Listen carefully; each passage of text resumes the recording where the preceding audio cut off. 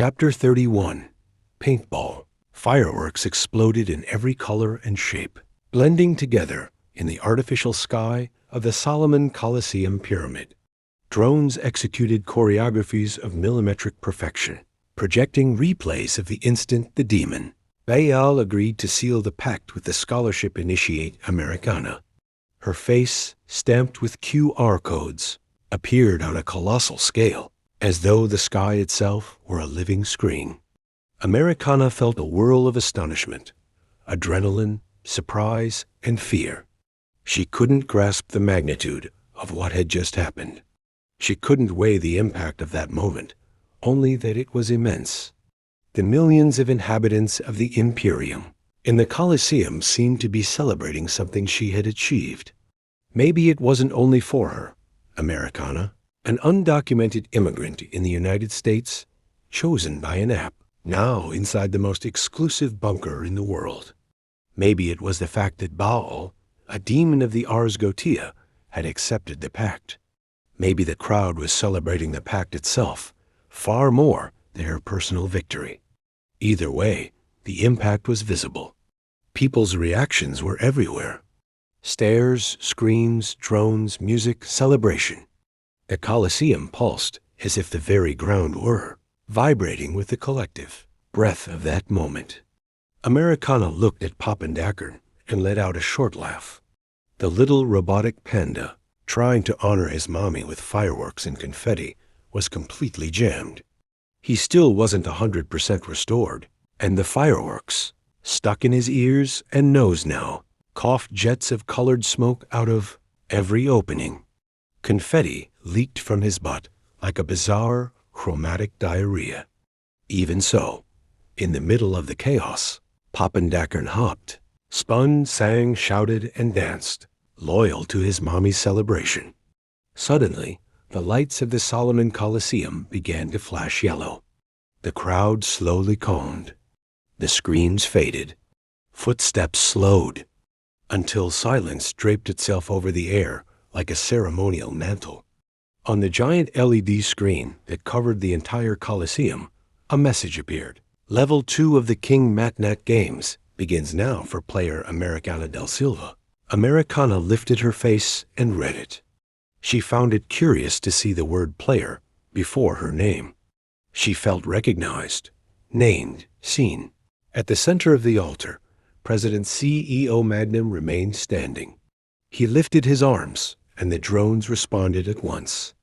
A structure began to take shape, a pulpit with a long catwalk connecting the stands to the altar.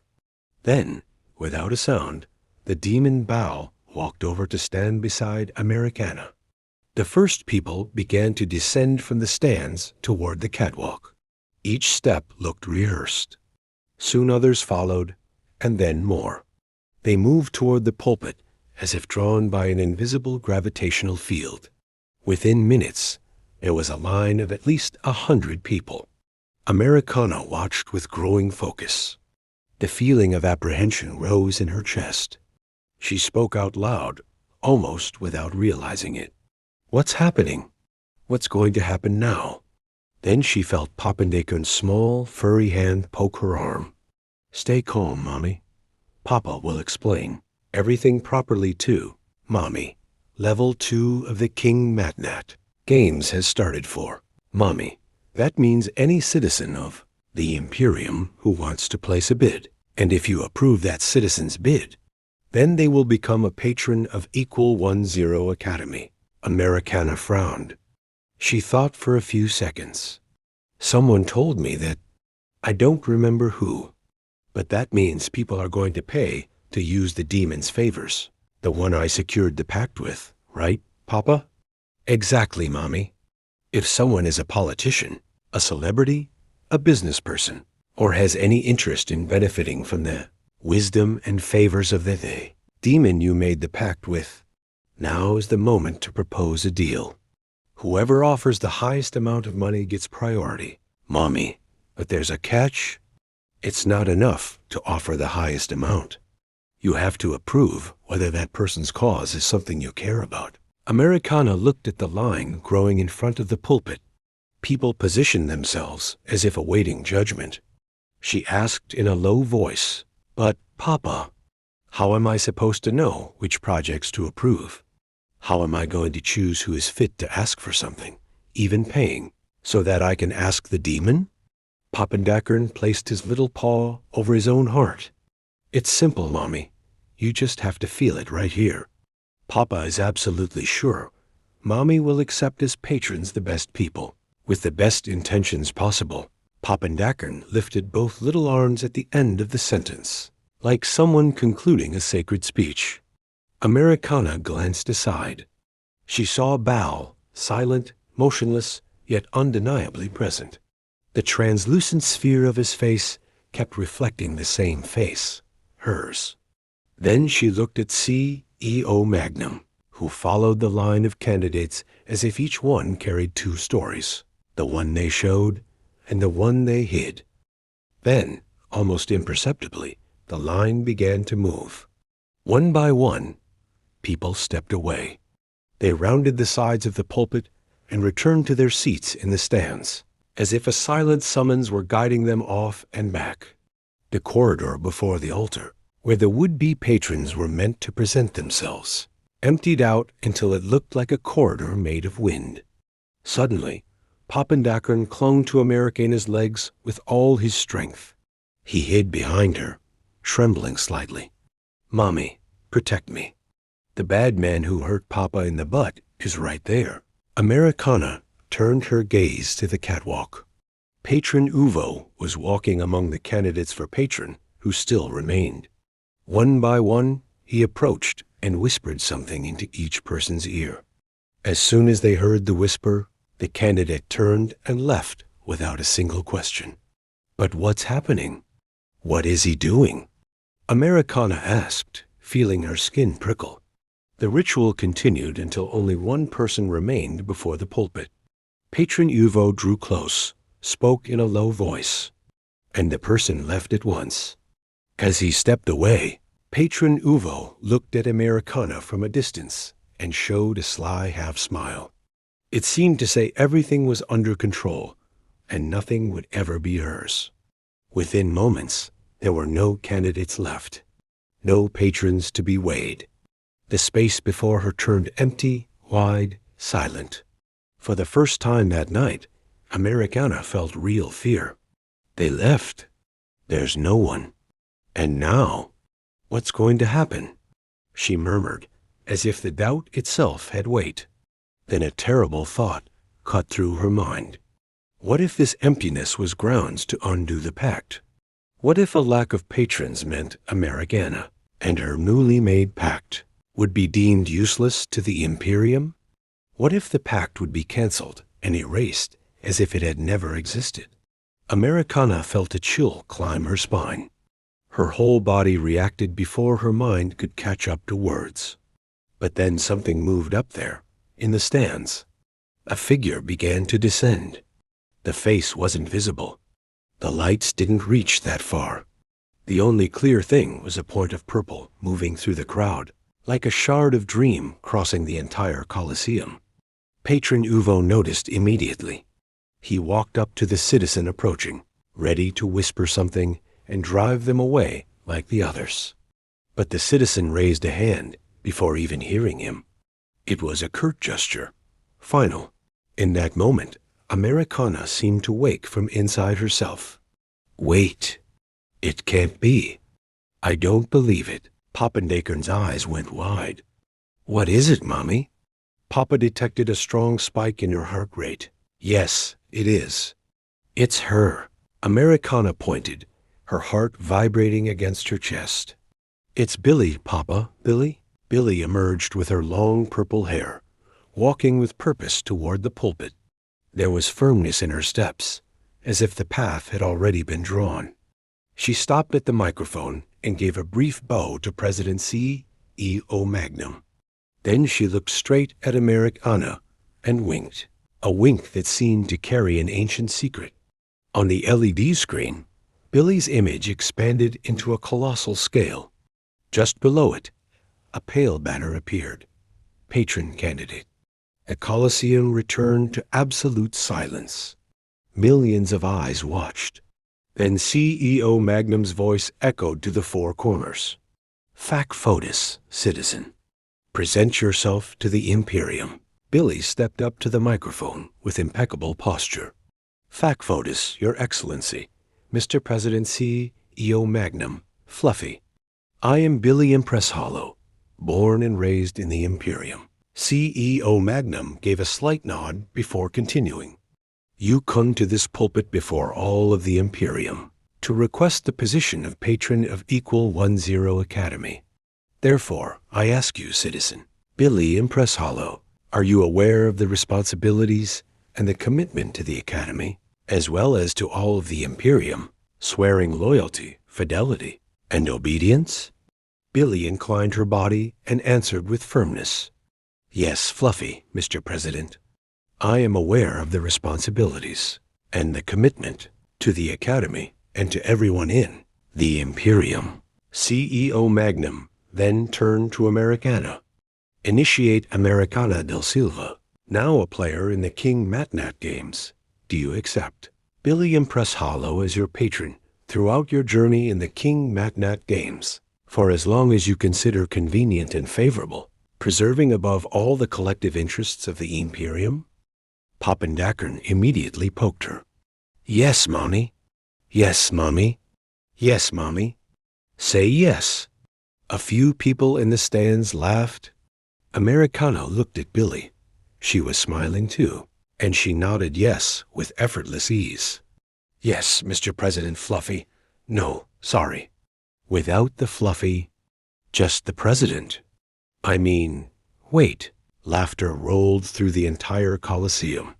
Americana felt her face heat up.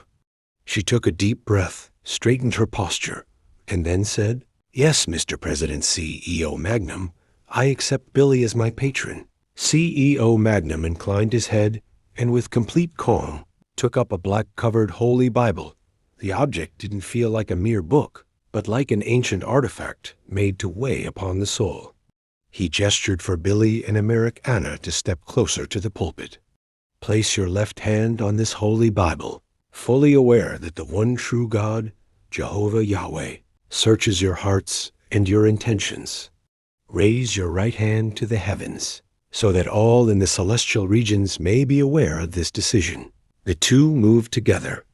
They set their left hands on the Holy Bible, feeling the cover's cold leather. Raising their right hands, they formed the exact image of a universal oath, one that could cross dimensions. Then the President spoke, his voice even more solemn, as if this were the axis of level 2. Now repeat after me. I, before the Imperium, affirm and solemnly swear. I acknowledge that power is not privilege, but responsibility. 2. I declare myself aware that pacts with greater forces demand lucidity, courage, and integrity. 3. I commit to act with honor before King MatNat, accepting the weight of the choices I make. 4.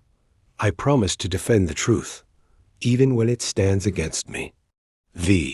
I promise to preserve knowledge, even when it wounds my ignorance. 6. I promise to choose with awareness, knowing that every decision echoes beyond what is visible. 7. If I say yes, it will be with discernment. If I say nitrogen monoxide, it will be with inner strength. 8. I will not seek empty glory, but a rightful place among those who are worthy to remain. Before the Imperium, I declare myself ready for all the paths of King MatNat. So I swear. So I uphold. Fac FOEDUS. Americana and Billy repeated each word after the President. Their voices seemed to lock into place, as if the oath were an ancient access code to something far greater than either of them could understand in that moment. When the ritual ended, CEO Magnum turned to Americana and gave the final instruction. It was time to safeguard the seals. The Ars Goetia seal and the Shem HaMephorash seal were to be housed inside the King MatNat sphere. Americana brought a hand to her chest. She took hold of the sphere hanging at her neck an inheritance left by Helena Blavatsky.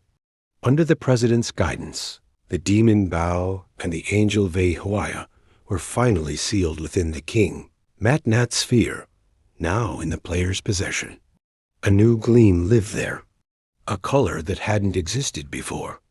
Americana lifted the sphere to examine it more closely, and noticed the two seals engraved with flawless precision. The first was Baal's, a symmetrical central mark shaped like an oval cross, flanked by two axes, with two lower stems ending in circles. The second was Veihoia's, a curved S with two circles, then an L crowned by a circle, and finally an arch joined to a rectangle with a circle. The two seals coexisted on the surface like opposites that had finally agreed to dance together. Billy stepped closer. Without ceremony, she opened her arms and pulled Americana into a firm embrace. "I'm so happy to see you again, Billy." "Me too, Fluffy." "Me too, Fluffy." After that, the ceremony of the King MatNat Games went on with its customary liturgy. The other initiates presented their dishes to the demons, one by one, but no pact was accepted. The altar seemed to reject every attempt, as if it were waiting for another frequency. Next came the veterans' turn. They approached with greater confidence and more elaborate dishes. This time, the demons began to accept. Americana recognized a few faces. Gnome Rocky presented his dish and won a pact with Andres, an Ars Goetia demon with an angelic appearance, a raven's head, mounted on a black wolf and wielding a sharpened sword. The image projected on the giant screen stirred a collective murmur through the stands. Pari's Bloodpure secured a pact with Ronov, an Ars Goetia demon whose bizarre form resembled a monstrous dolphin. Seeing it at the center of the altar made Americana's heart speed up. She immediately remembered the rings bearing dolphin insignias she had seen on so many hands. She also remembered Poseidon 4.0 claiming to be the son of the dolphin demon, and that he obeyed those who wore the ring. Some connection existed there. Something larger. Something subterranean. Wui's sisters succeeded as well. Each one managed to seal a pact of her own. Americana watched the two of them with silent pride, like someone witnessing an ancestral stage finally being completed. But not everyone was lucky. Seth climbed onto the altar with a desperate expression. He seemed to have forgotten to prepare his dish in advance and ended up offering the demon a meatball sandwich. The creature reacted with contempt and vomited in his face before disappearing. Part of the audience laughed, part looked away. The Colosseum judged without needing to speak. When the final dish was presented, CEO Magnum led the closing prayer. The crowd dispersed slowly, like a sea parting once the ceremonial tide receded. For many, the liturgical portion was over. But for those who had secured a pact, another destination awaited. A special hall inside the Colosseum itself had been reserved, with music, food, and drink, only for the players and their patrons. After returning to the room where she had been the moment she first arrived, at the Solomon Colosseum, Americana went back to the cabin, washed up, and put on again the delicate dress from the Dior 1947 collection.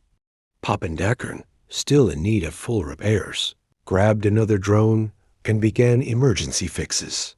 He adjusted internal circuits, reinforced his plating as best he could. Noticing they were going to a party, he projected an unstable tuxedo across his panda body. With every movement, the digital fabric flickered between black and orange with vomit green polka dots. The outfit responded to the very glitch of his damage. When Americana, Poppendakern, and Billy finally met at the door of the hall reserved for the players and patrons, party, located in the Solomon Coliseum's underground level, a moss human greeted them with contained rigidity. FOEDUS. "Your names, please?" "FOEDUS, Fluffy." "I am Billy Impresshollow." "FOEDUS, sir." "I am Americana del Silva." "FOEDUS, brother of circuits." I am Poppendackern of the greatest King MatNat player of all time, my mommy. The moss human slid his fingers over a digital list. As soon as he confirmed the names, he indicated that Billy should go one way, while Americana and Poppendackern would go another. How so, Fluffy? We're not staying together? Billy asked, taking an uncertain step. Why can't we stay together, sir? Americana asked, keeping her gaze steady. Before the moss human could answer, another voice interrupted the silent corridor, deep and calculated. You two, even as player and patron, will be handling different matters. The patron will negotiate and acquire strategies with other patrons, while the player will socialize and gain a bit of experience with the other players. Gnome Rocky approached with elegance. First he addressed Billy, took her hand with delicate care, and kissed it with ceremonial respect.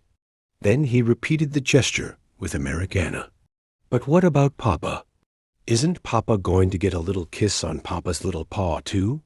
Mommy, tell him to give Papa a kiss. Poppendackern insisted, feeling left out. Papa, please, calm down. I'll give you a little kiss later. Americana tried to smooth things over, blushing. Gnome Rocky ignored the scene with Poppendackern. He slipped an arm around Americana's shoulders with calculated intimacy and said, If you don't mind, Madame Millie, I will escort the newest player. You may join the other patrons. Billy watched him with caution. Then she looked at Americana and spoke with firmness. Okay, Fluffy, but promise you'll take good care of her. She's worth far more than any money in all of the Imperium. Of course, Madame Billy. She's in good hands, Gnome Rocky replied with a faint smile. The moss human indicated the corridor meant for Billy, while Gnome Rocky guided Americana down the opposite path. And what about Papa? Who's going to take care of Papa? Hey, wait for Papa. Poppendackern protested, and the fabric of his tuxedo kept switching colors with tiny crackles of failing circuits. Under Poppendackern's protests, Gnome Rocky and Americana entered the exclusive access corridor. At the end of the corridor stood a violet door, ornamented with carved details in the Louis XVI style. It was a double door. The moment Gnome Rocky, Americana, and Poppendackern drew near, it opened automatically. A wave of electronic music crossed the threshold. Laser lights fired and hit Americana full on, pushing her hair back. Gnome Rocky still kept his arm around her shoulders and continued guiding her forward. Welcome to our little get-together. He smiled and studied Americana up close. Hey, look at that. Your QR codes look badass under this neon light. Americana brought her hands to her face at once. She turned to ask Poppendackern for a mirror, but he was already in the middle of the dance floor. He danced with enthusiasm, hips swaying, spinning, with his little hands raised high. Now he was wearing a full psychedelic outfit, with ornate glasses and a hat covered in glitter. Papa, come here. What are you doing? Americana tried to call him, but the music was too loud for any answer to exist. Gnome Rocky raised a signal in the air. A small drone flew to him. A few gestures were enough, and the music stopped. The neon lights went out, replaced by the standard lighting. Gnome Rocky lifted his voice and drew the attention of everyone around. FOEDUS, my fellow player brothers. It is with great pride and joy that we begin another season of the King MatNat Games, 2024 edition. Shouts and applause erupted from all sides. The players stirred, repeating words of exultation, many voices echoing in unison. FOEDUS. Gnome Rocky continued. Who was missing has arrived. Because this year, the only initiate we have had in this century is among us veterans. Give her the welcome the newest King MatNat player deserves. The music began to throb again. Within seconds, two girls grabbed Americana by the arms. When she realized it, they were Wooey's sisters. They hurried her to a chair and made her sit. Other girls joined the game and lifted Americana up into the air. The chair swayed above the crowd to the rhythm of the music, while everyone shouted, "Fac FOEDUS," in chorus. Perched atop the chair, Americana held tight to the sides. Her body shook, the sensation like a roller coaster. When she glanced to the side, she saw that the veteran players had grabbed Pappendacken. They tossed him up and carried him across the crowd's hands, like a rock star in the middle of a show. Americana was afraid of falling. Pappendacken, on the other hand, surrendered to the human tide with joy. He danced in the air as if chaos were music.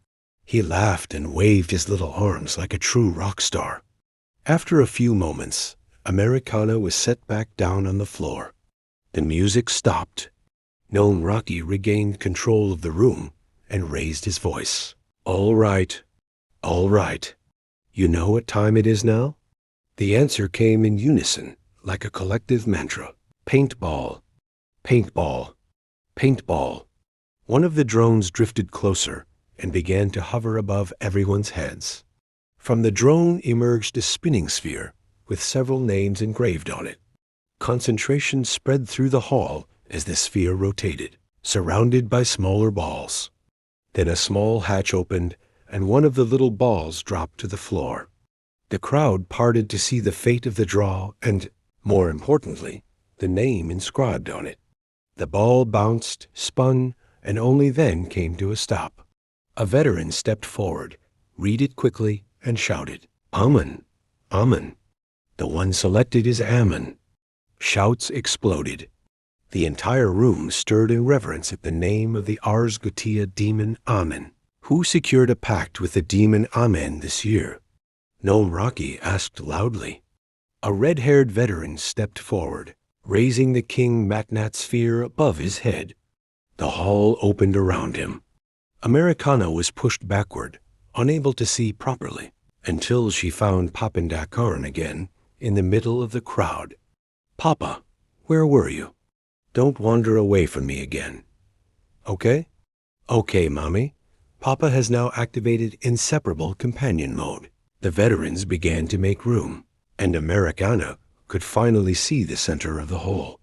The demon Hymen stood there. Its upper half was a colossal wolf, enormous teeth, saliva hanging all the way to the floor. Its claws looked almost as big as Pappendacken. Its lower half was a serpent's tail, thick, dark, pulsing, dragging itself along with a muffled, viscous sound. The veteran who had made pact with Ammon stepped up to the creature and issued a few commands. Through the sphere, the demon's body began to transmute. The crowd recoiled by instinct, opening more and more space. In the region where the abdomen fused into the tail, something began to emerge. Tubes, not ordinary ones. Heavy weapon tubes, appearing as if the skin were folded metal. Gnome Rocky walked back to the center once more. "My pact brothers, prepare for the hunt, because it's about to begin." The sentence had barely ended when everyone sprinted in different directions. Americana grabbed Pappendacken tightly. "Papa, stay with me? I don't know what's happening." Pappendacken initiated the security protocol, but a girl came running and grabbed Americana by the arm. "Come on, we have to get ready, quickly." Another girl came running and joined them, helping to carry Pappendacken. "I'll help you with your Pappendacken. We're taking you to our secret place so we can change clothes." Before Americana could understand, the two of them were already tugging her along by the arms. They ran through narrow corridors, turned corners, slipped into improvised tunnels. When they reached a metal door, they rushed inside and shut it hard. For a few seconds, everyone stood there breathless. When the silence settled, Americana realized clearly they were Wooey's sisters. She took a deep breath. "What's happening?" One of them opened her bag and pulled out a Serac cube. "This is our paintball game. Every year, the Academy students who secure a pact with a demon get together to play. It's our warm-up for the King MatNat Games, and our way of fitting in." By the way, I'm Magic Helk. In the very next instant, Magic Helk was absorbed by the Select Cube, vanishing before Americana's eyes. The other sister turned to her. But our paintball isn't like it is in the common world. Here, nobody shoots anybody. Only the demon shoots. If he hits you, you're out. By the way, I'm Flut Helk. Americana frowned, trying to keep up. Flut Helk continued. The paint he uses to shoot you represents one of the players. For example, if my paint is orange and yours is pink, and the demon hits you with orange paint, then you owe me a request only you can make to the demon you made a pact with. And if the demon hits you, you're out of the game too. Americana looked at Poppendackern as if she were searching for a translator. But wait, how am I supposed to know my color? And how does the demon have control over all of them? Simple. We go back to the Colosseum arena. That's where you receive your color. The demon, at the request of the player who's made the pact, has 71 gun barrels. Each one fires a different color. Flut Helk made a gesture as if bursting invisible fireworks. If he hits you with your own color, nothing happens. You're not out of the game, and you don't owe anything to anyone. Your color is your only truce. Poppendackern whispered, very softly. Mommy, I think this game is worse than it looks. As soon as Flut Helk finished explaining, Magic Helk emerged from inside the Select Cube. She carried 3 folded outfits in her arms. I think this one is going to look good on you, she said, handing one of them to Americana. Thank you, Americana replied. Flut crossed her arms. Don't get used to our kindness. In paintball, it's every man for himself. A short while later, they were back in the arena of the Solomon Coliseum. Everyone dressed, armored, and ready for the game. The air felt colder than before, as if the entire space were waiting for the first shot. The demon Ayman crawled to the center. Gnome Rocky, also suited up, took position beside the creature. Very well, brothers and sisters of the pact. It's time for the hunt. The purpose of the game is to bring us closer as players, to prepare us, and to recognize the arena. You know the rules. So let's begin. Gnome Rocky made a few gestures, and drones drew near. One by one, they began to hover over the players' heads. As each one settled in place, a laser projected a color onto the chosen person's suit. No, I wanted orange. You always end up with the colors I want, Magic complained, giving her sister a light shove. Don't be sad, little sister. You look great in white. Flut smiled. Americana felt a drone drifting above her head. Her suit shimmered. Her color was decided. Mommy, you got gold. It looks beautiful on you, Mommy, said Poppendackern, now wearing a tiny paintball suit just like everyone else's. But when he realized he hadn't been assigned any color at all, he started running after the drone. Hey, buddy, come back here. You forgot Papa's color. Americana ran after him and grabbed his arm. Papa, I told you, don't go far from me. But Papa doesn't have a color, Mommy. Papa wants a color. Everyone has one. Only Papa doesn't. Americana thought fast. How about this, Papa? You can have every color you want. You'll be the player with the most colors. His robotic eyes lit up. Yay, Papa has more colors. Papa has more colors. And then, on his tiny suit, every color of the rainbow appeared in simulation, one after another, as if the very spectrum of light had chosen to live inside him. The lights of the Solomon Coliseum shifted without warning. A yellowish hue, almost feverish, flooded the air, as if the arena itself were holding its breath. The echo of old footsteps seemed to whisper through the empty corridors. There was no audience. There was no crowd. Only the players who had earned the pact, and the immense space, silent, waiting. Poppendackern was still spinning with joy beneath the rainbow colors. His suit blinked as if the universe could fit inside a pocket panda. Americana watched and felt something strange. His happiness no longer matched the air around them. She looked at the veterans. They were motionless, eyes locked, jaws tight. Their stillness was frightening. There was no teasing. None of them spoke. None of them explained.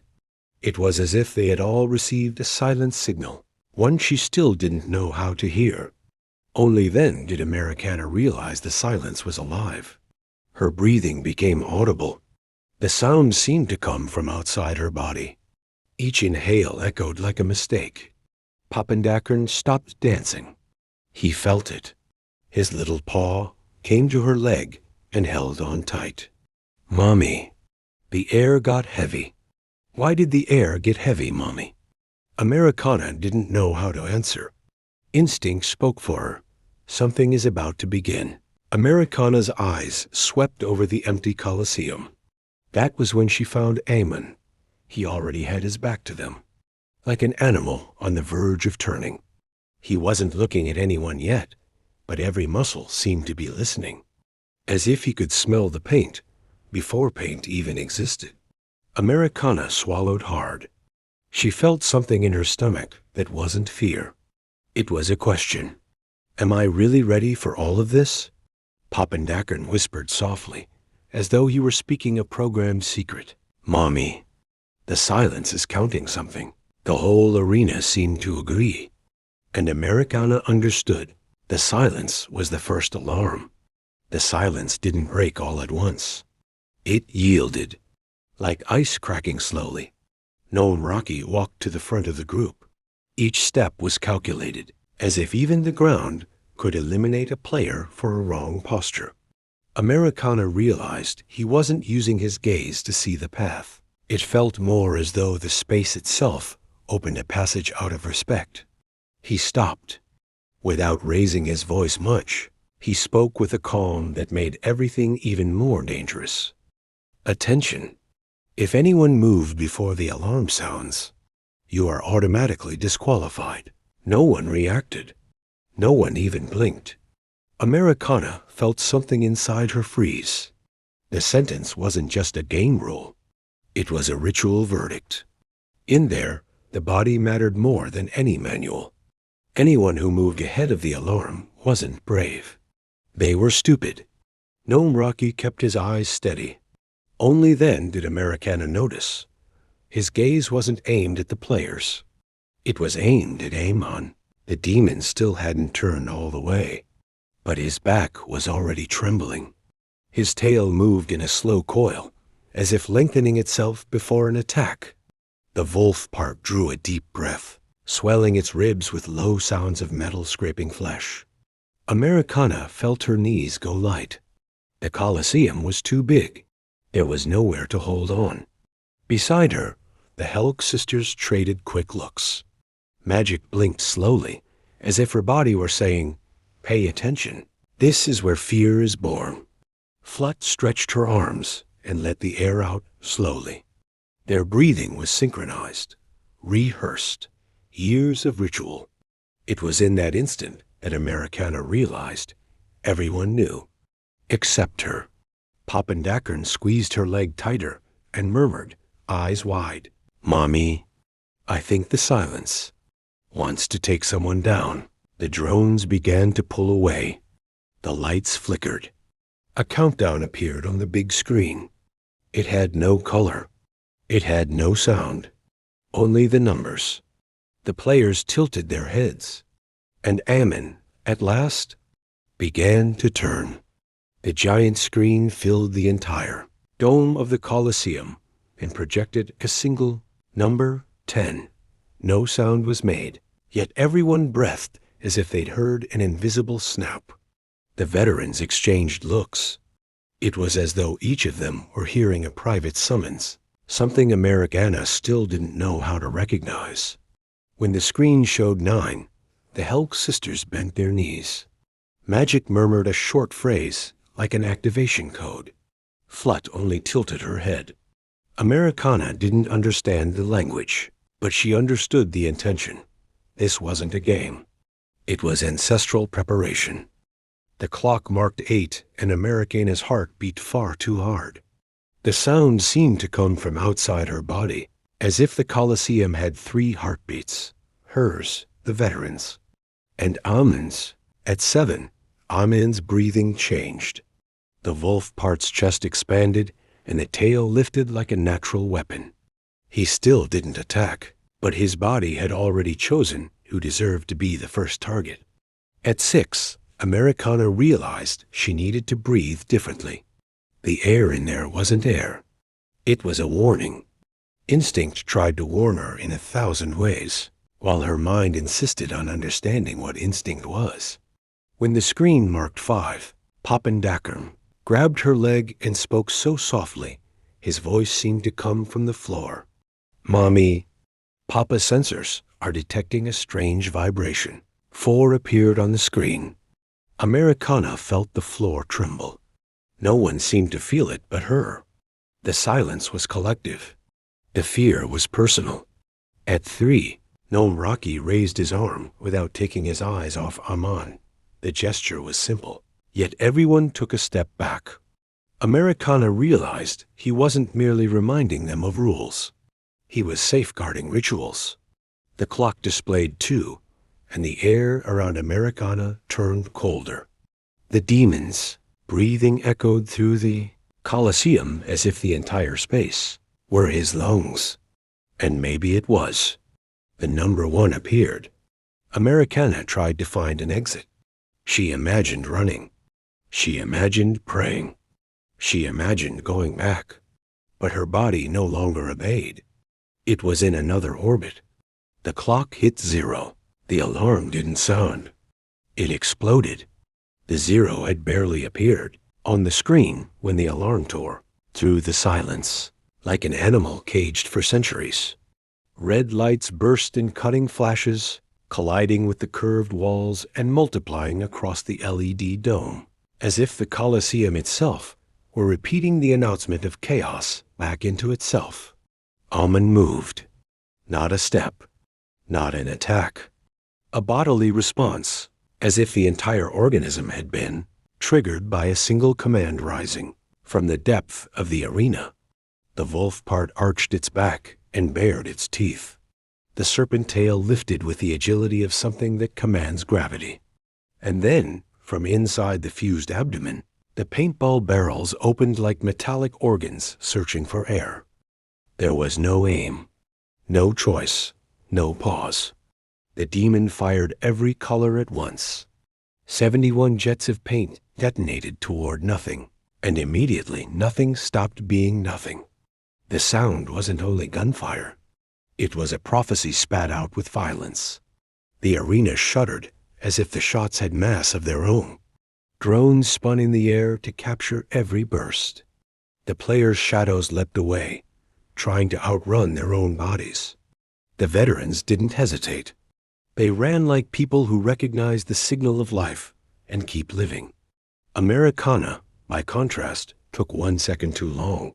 1 second that almost shattered any chance of escape. But her body decided before her mind, and she ran because her body understood first. The demon didn't give time to understand. Pappendackern was dragged along, clinging to her calf like a little creature that knows more than it can explain. His voice came out trembling, but clear. "Mommy, the floor is trying to swallow people. We have to run from the floor too." Bursts of color cut through the Colosseum, as if they had a will of their own. Americana's gold flashed once against the curved wall for a few instants, then vanished when she turned down a path that looked like ruin, but wasn't. In there, everything was arena. Everything was track. Everything was a place to stumble or survive. In the distance, screams. Some players had already been hit at the start. None of them dropped like the dead. They fell like the condemned and stayed motionless, covered in paint that belonged to another player.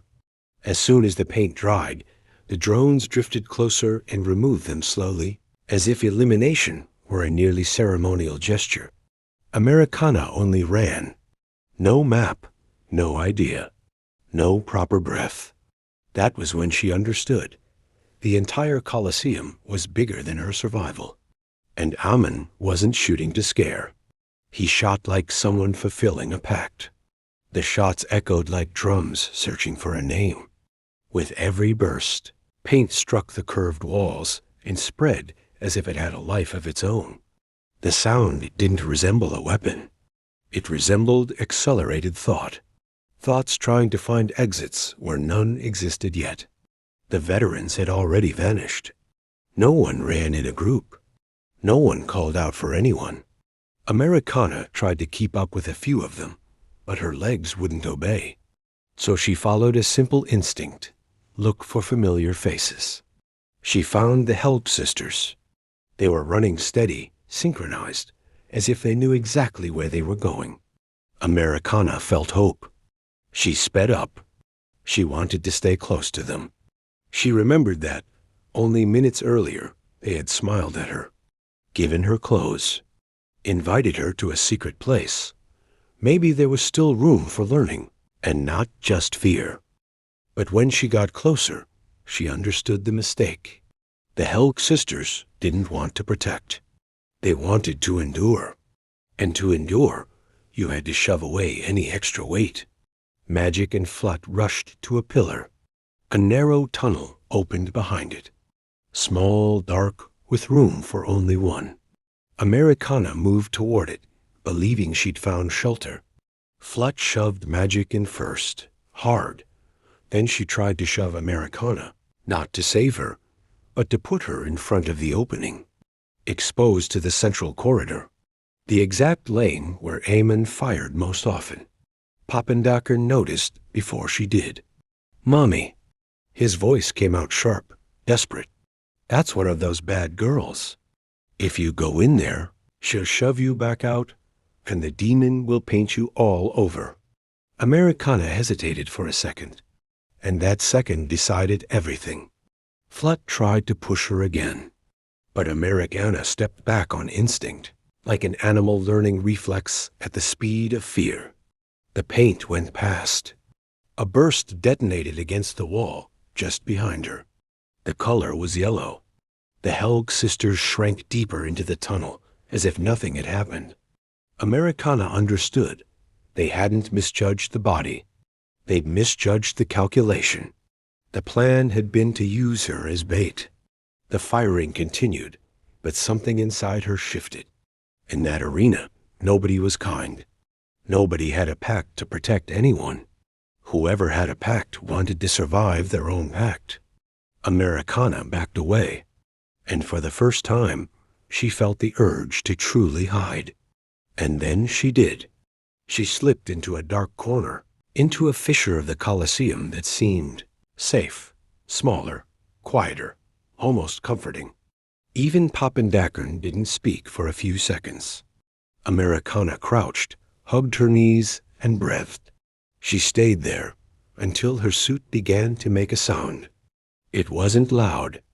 It wasn't fast. It was the beginning of a secret trying to be born. And Amun began to turn in the right direction. Americana curled in tighter inside the concrete and glass slit. It was as if the Colosseum had left a shelter just for her. The place was narrow and dark, hidden behind technical fragments, perhaps part of an old gallery. The silence in there was warm, a strange warmth, almost tender. Papendackern, even made of circuits, was breathing fast, but quietly. He knew something she still didn't know. Staying quiet isn't always the same as staying hidden. "Mommy," he said softly, as if even breath could call attention. "We found a nice place. Does this place like us?" Americana looked around. For an instant, she wanted to believe it did. That there was refuge in the middle of the arena. That the game also left room to breathe before it hunted. She thought maybe there was a secret rule. Whoever finds silence is granted a truce. Then the suit reacted. First, a slight tremor, almost imperceptible, like fabric coming alive. Then a glow. A faint gold, pulsing slowly. Americana caught it in the corner of her eye. She touched her own arm. Papa, my suit is glowing? He lifted his head slowly. A robotic sadness. The kind of sadness that is born when logic discovers something the heart still refuses to accept. It's not a glow, Mommy. It's a warning. The gold began to blink at steady intervals. A pulse, a summons, a signal placed exactly within Ammon's reach. And the worst came after. A beep, very discreet, almost polite. Americana looked out at the empty Colosseum. The feeling of protection died in seconds. Somewhere, Ammon had stopped shooting, not for lack of targets, but because his interest had narrowed to one. It was in that instant that a voice surfaced. Not loud, not urgent, just enough to wake the air. Hey, Americana snapped her face around. Pappendackern did the same, but his sensors lagged, as if someone had slipped into the fissure too quietly to be registered. From the narrow shadows, where structural casing met the technical floor, a figure began to emerge. First the eyes, alert, the kind that learns how to survive before it learns how to trust. Then the knees, gliding, as if they knew the exact safe distance between exposure and invisibility. Pari's blood pure came out of the dark, like someone who knows every entrance and exit of the arena. Americana blinked fast, startled. Pari's blood pure? The question escaped before she could think. Where have you been since the beginning? It sounded childish.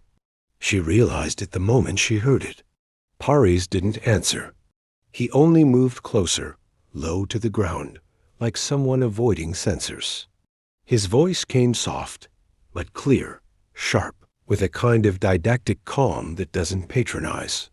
You hid in a good place, but you used it the wrong way. Americana looked around, confused. The suit's beep sped up. The light pulsed harder, as if it were screaming to be seen. Pari's lifted 2 fingers toward the fabric, without touching it, and said, "The suit is too intelligent to accept permanent escape. If you try to disappear for too long, it reads it as quitting, and it calls the demon to finish it for you." Americana swallowed. The words took time to settle inside her body. So, how do I hide? Pari's answered with the calm of someone who had heard that question many times. You don't hide. You move between hiding places. Standing still is a request for elimination.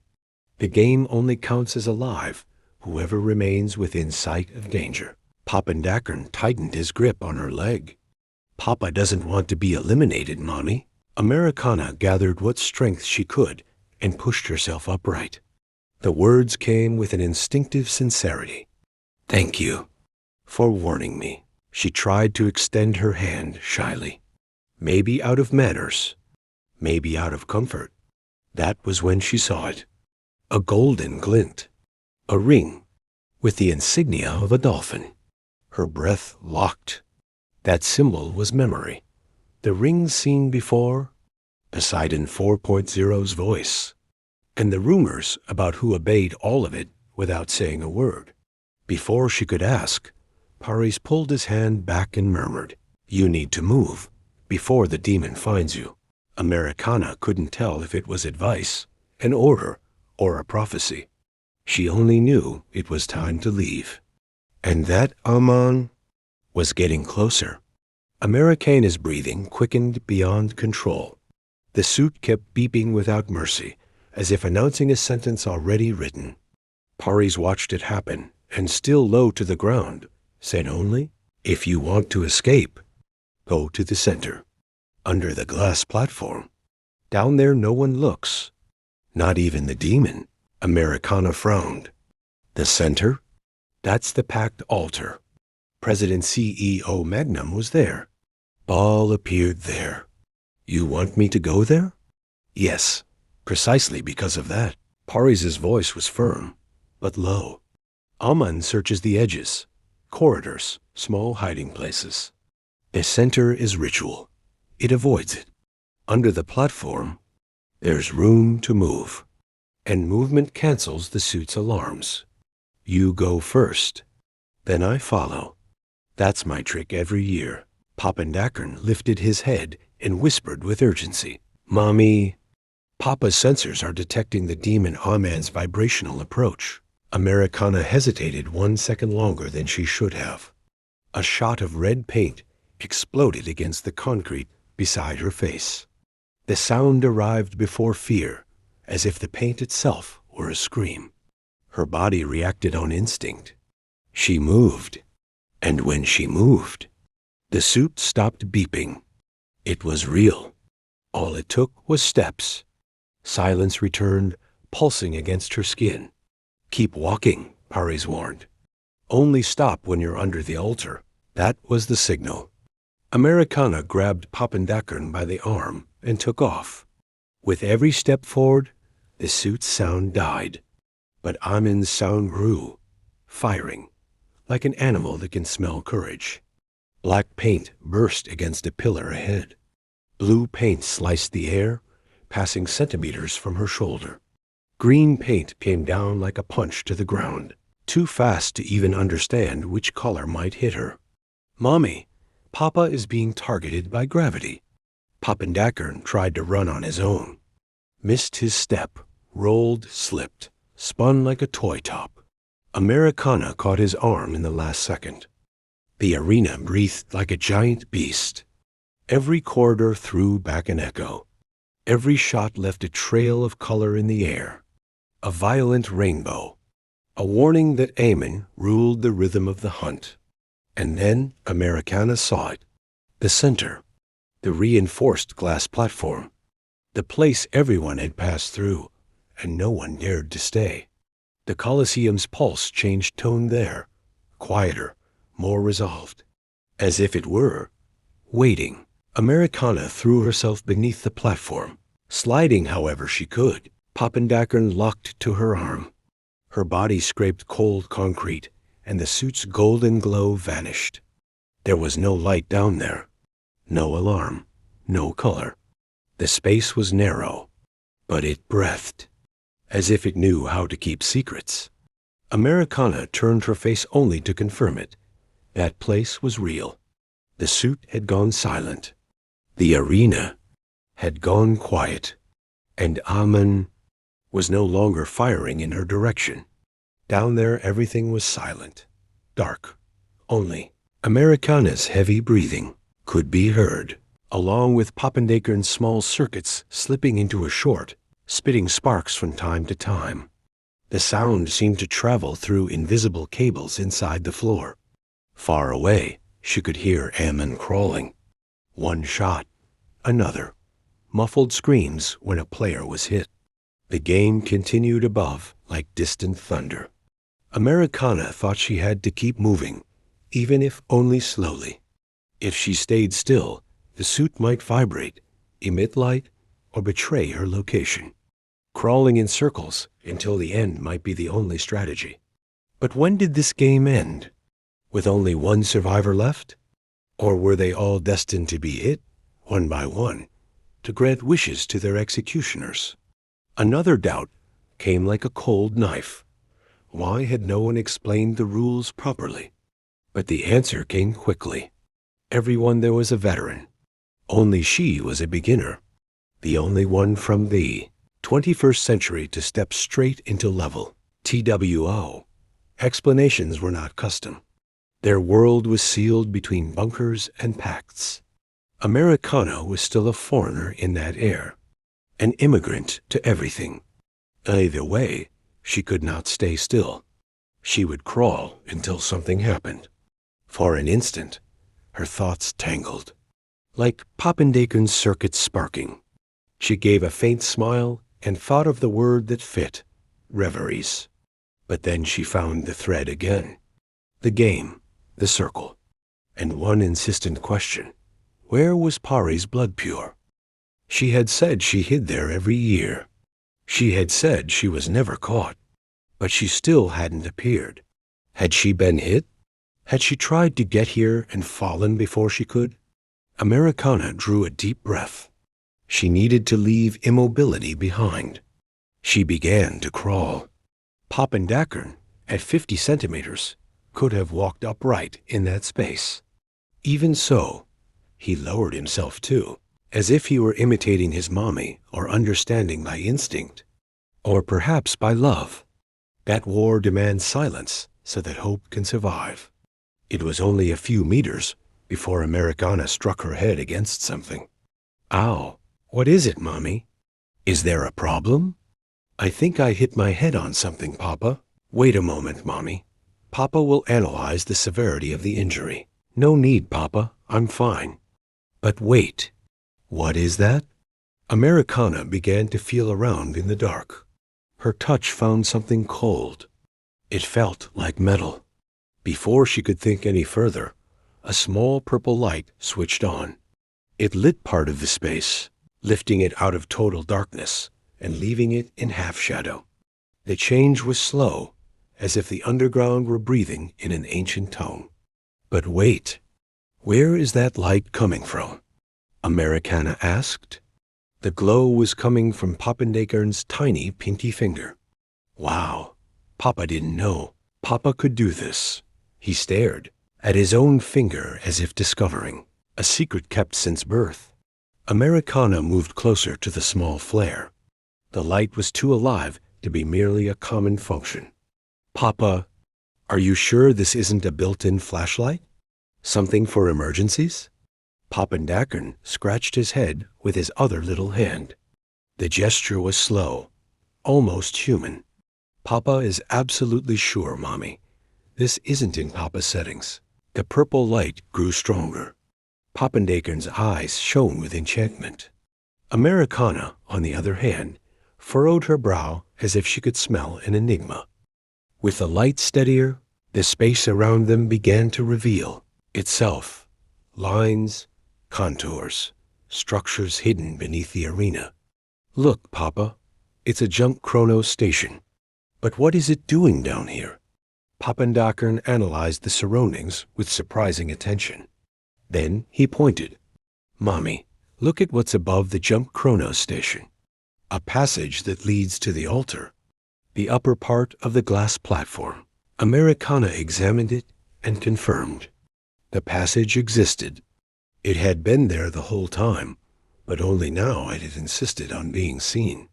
She moved closer to the jump chrono station. The portal was closed. It seemed asleep, but the purple light in his tiny pinky finger began to grow even more intense. Americana stepped back. Papa, what's happening? What are you doing? Dim the light or turn it off? Like this, the demon Aman is going to find us. Pappendackern remained motionless. There was no control at all in his movements. Mommy, Papa isn't doing anything. Papa swears. The purple light began to expand. More and more. As if it had discovered, was allowed to exist. Papa, turn it off now. Americana pleaded. Pappendackern shook his hand. He flung it upward to the sides, down again. He tried to shake the glow off, like someone swatting an insect. Nothing worked. The intensity kept rising without pause. The entire underground could already feel that color. Then something new happened. The light stretched. It formed a thin beam, like a thread that had slithered through the air. Americana and Pappendackern went, still, hypnotized. Beam moved as if it had a will of its own.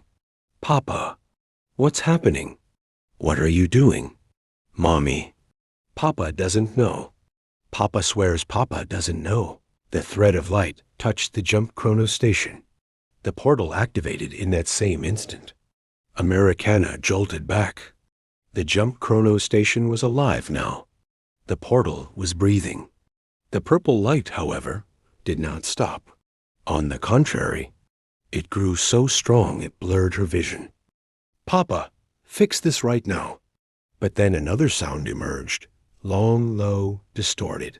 Aman was crawling in the distance, its tail serpentining along the ground, followed by the popping crack of paintball shots. The noise was coming straight toward them. Papa, the demon has already seen that light. Turn it off, please. Papandakern kept trying to shake his finger, but the light grew even stronger. Americana grabbed his little hand and cupped it in her own hands, trying to smother the glare. It didn't work. She unzipped her suit and hid the lit finger inside the fabric. That didn't work either. The light passed through everything. Amun was getting closer and closer. In a desperate attempt, Papandakern shoved his entire hand into his own mouth. His head began to glow like a lamp pushed to the limit of what was bearable. Papa, we need to do something or the demon is going to shoot us. Up above, the sound of Amun crawling merged with the sharp pops of gunfire. The rhythm sped up, as if the Colosseum were already counting the seconds left before silence ended. Then, in an attempt beyond desperate, Papandakern pulled his little hand out of his mouth. His eyes were wide, as if they carried the weight of a secret mission. Mommy, maybe there's only one last chance to dim the light. Americana stared at Papandakern, listening closely for what he was about to say. Papandakern turned his back with solemnity. He stuck out his bottom as if assuming a ritualistic position. He opened the zipper, slowly, very slowly, in complete ceremonial silence. Mommy, Papa thinks this little finger might fit. In Papa's butthole, Americana took about 5 seconds to process what she had just heard. She swallowed hard, stammered incoherent words, until she managed to say, "No, Papa, don't do that." The scream echoed loudly, displacing the air. Some of Papandakern's sensors trembled. But Mommy, it can only be this. It's the only logical way out for Papa. Maybe the little hole in Papa's bottom can block the passage of the purple light. Papandakern was already bringing his glowing little finger close to the hole with the courage of a suicidal hero. Mommy, Papa does this out of love for you. Papa is ready. No, Papa. Stop this right now. Americana pleaded. Let the demon catch us. It's just a game. What's the worst that could happen? We'll just have to ask Baal to grant the wish of whoever hits us, represented by their color. Let's just surrender. But Papandakern looked up, his little finger even closer to his butthole. Never, Mommy. As long as Papa is here, Papa will protect Mommy, no matter the cost. At that exact moment, something ricocheted off the floor near Americana's leg. It was Amun. Its tail was trying to lasso her. On the second attack, the tail came as fast as a steel lasso. Americana tried to pull away, but Papandakern reacted first. He pulled Mommy by the arm with force, and together they dove into the open portal of the Jump Chrono station. On the other side, Americana fell face first onto the ground. Papandakern, meanwhile, went rolling like a runaway tire. The impact of the two echoed as if the entire place had heard their arrival. My God, Papa, where are you? Are you okay? I can't see a thing. Mommy, Papa is here. Papa is okay, Papandakern replied, spinning his head 360 degrees to snap it back onto its axis. His little finger was still glowing with the purple light. If it weren't for that purple light pulsing at the tip of Papandakern's finger, Americana wouldn't have been able to see a thing. The entire place seemed swallowed by a living darkness. Papandakern approached Americana with his little finger raised, the purple light working as an improvised flashlight. What place is this, Papa? Americana asked, her voice thick with emotion. Papandakern rose onto his tiptoes to gain height and spun once in the air, trying to illuminate farther ahead. But the purple light seemed to be eaten by the darkness, as if the blackness had teeth. I promise I'll find out what place this is, Mommy. Don't worry. Where are we going, Papa, if we don't even know where we are? Papandakern took a few steps forward and felt an unevenness in the ground. Something rough, like pits. He crouched and examined the surface with caution. Americana noticed. Fear swelled inside her. "Come here, Papa. What are you looking at?" She held the glowing little finger, angling the light over her own feet. When she saw what she was standing on, she let out a scream and staggered backward.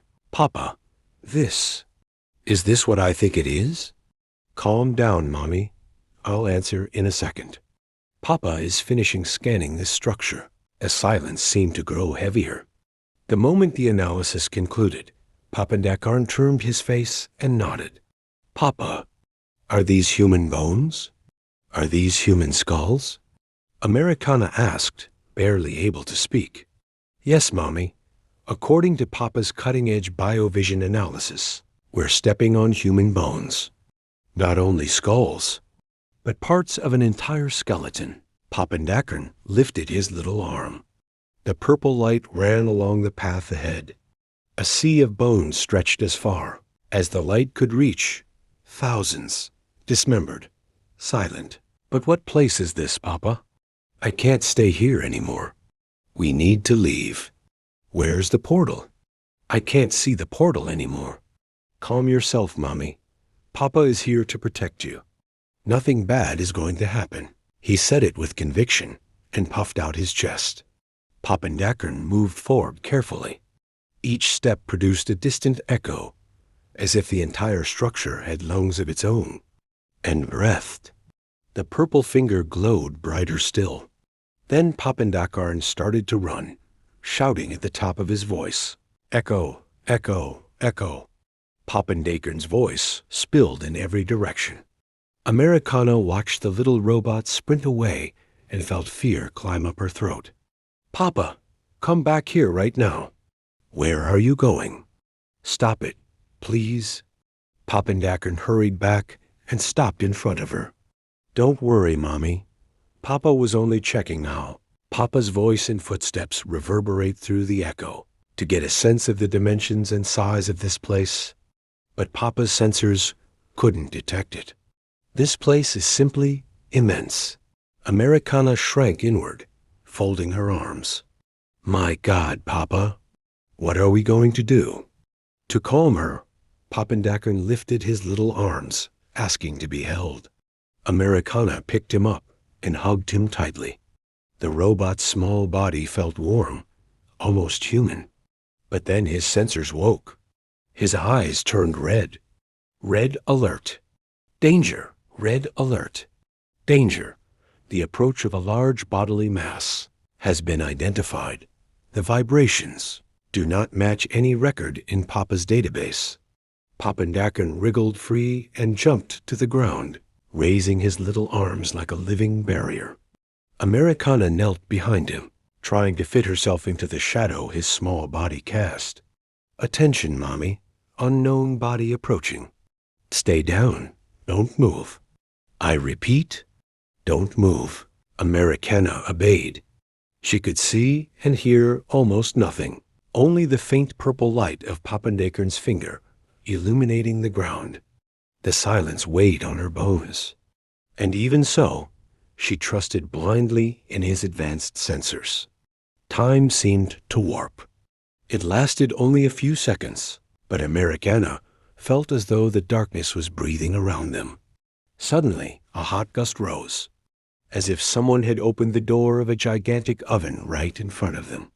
The air came with a strange sound, something between thunder and electrical discharges, like the instant before a storm.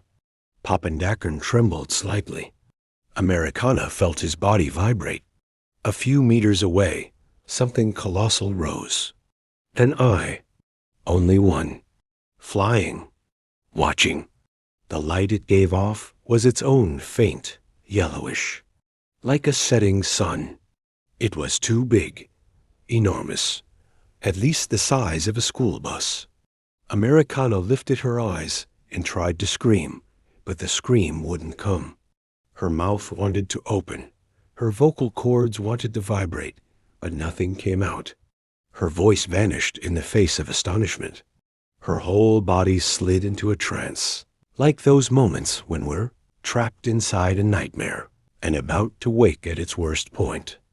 But Americana was awake, very awake. She felt she might faint from fear until Pappendeckern took a step back. His fuzzy skin brushed against hers. The cotton candy scent of his synthetic fur reached her nostrils, and that pulled her back. Her body stayed alert. Pappendeckern kept his little arms raised, steady, forming a shield. Then the giant eye blinked. Once, twice, 3 times. And the pupil dilated. Around it, a ring crowded with small eyes appeared, spinning. Then another, and another, and one more. 4 rings full of tiny eyes around the great eye, all spinning faster and faster.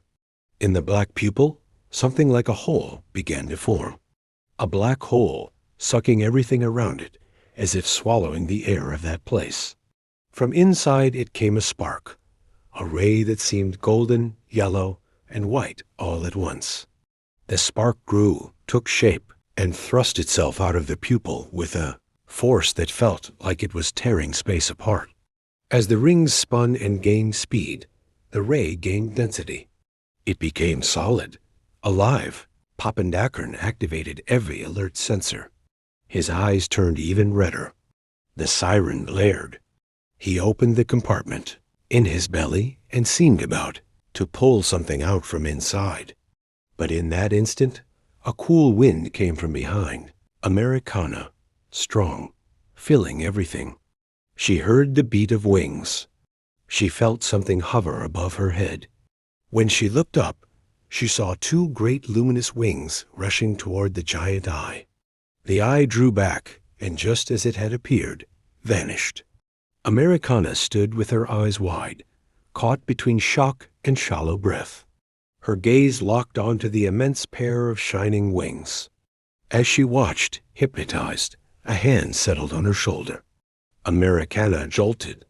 "Daughter of the Most High, I hope you have a very good explanation for being here." The voice was unmistakable. Americana recognized it at once. The pair of wings rose higher and joined that voice. Americana lifted her head and saw Headmistress Popes's rock staring at her with a severe expression. Behind the headmistress, the angel Ryle hovered, his wings resplendent.